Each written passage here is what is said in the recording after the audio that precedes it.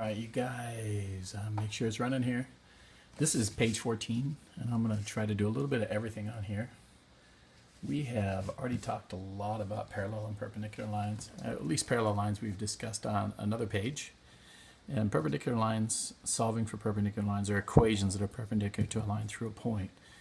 There's not a whole lot of difference, but I'm going to go ahead and do one of these and one of these, come down and talk about the properties, and then leave the rest to you, which will be a big chunk of this page I'm going to do with you right now. First off, this problems 1 and 2, they give you a line. And I'm going to go ahead and find the slope of this line, because really all we know is that our lines are parallel to this. And to be parallel, you have to have the same slope. So I'm going to write that here, same slope. Like that, right there, same slope.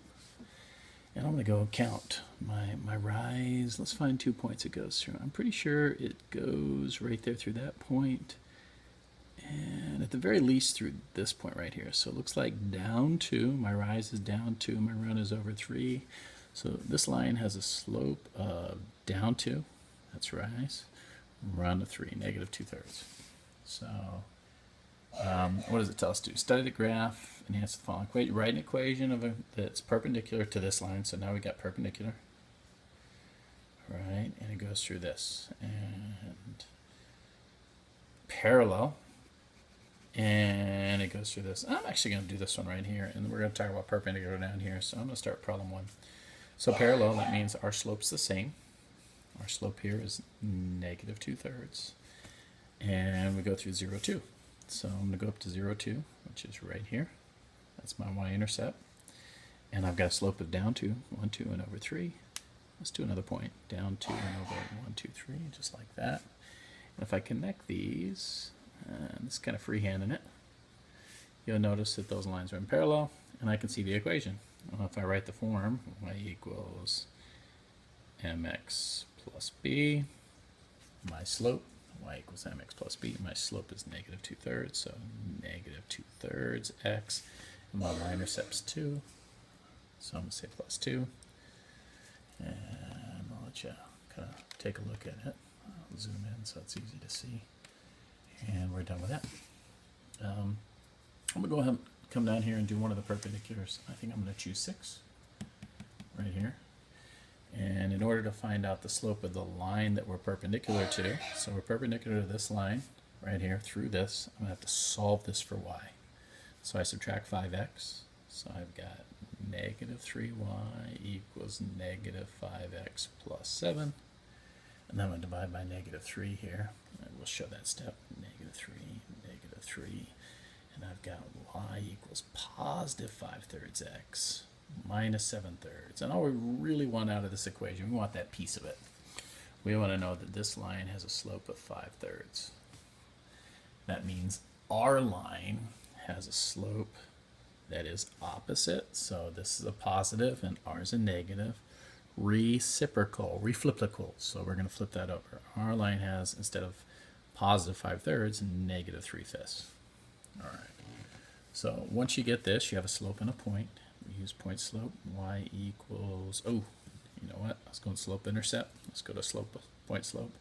Y minus y1 equals m times x minus x sub 1. And let's plug stuff in. And here we go.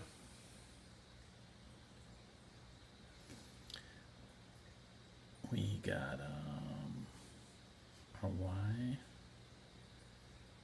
minus negative 2, which is plus 2. Let's just change that. Say x1, y1 equals our slope, which is negative 3/5. Then we've got x minus x1, well, that's minus 8. Just like that. Let's go ahead and distribute this. Y plus 2 equals, there we go, negative 3/5 x. And we distribute in here, so that gives us a positive. We'll write that as a fraction, 24/5. We're almost there. We got to subtract 2 to solve for y. We're going to subtract 2. We're going to subtract 2 over here, but it's going to look like negative 10/5. Notice that's still a 2. 10 divided by 5 is still a 2.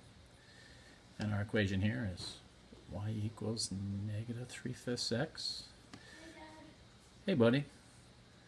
plus 14/5. And there's the equation of that line. All right. I'm going to shove these in here and just talk about, I'm going to zoom out just a little bit. You want to look? You can look. I'm just going to do these problems and then we're done. All right. So we have I'm going to leave all those for them. So we got our associative property, which means your grouping symbols don't matter as long as you're just changing the grouping around addition. So in this one, if I keep that negative, I change my grouping symbol and I say 2a plus 5. I change the grouping symbols plus -6a, and that would work with that. Down here is commutative property of addition. That means you can change the order that you add. And there's a couple ways to do this, but probably the easiest to go for, all right, big man, plus 2 times. And commutative property means the order that you add doesn't matter. So instead of saying 2 plus 8, I'm going to say 8 plus 2. I changed the order that I added.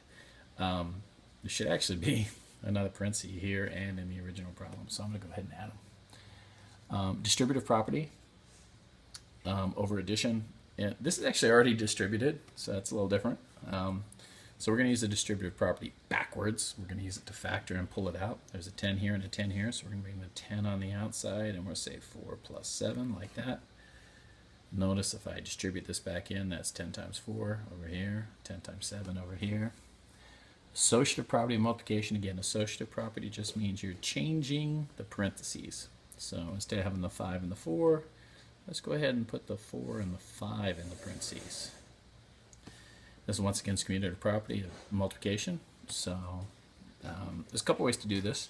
I could switch the 5 and the 8, but since everything's multiplied, let's go ahead and switch that whole parenthesis. We'll say 5 times 8. We'll put that in front instead of behind the 4 times 4. And there's an example of how to do all those properties. Try them down here, tell which property.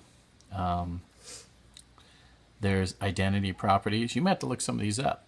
I see identity properties down there. I see inverse properties.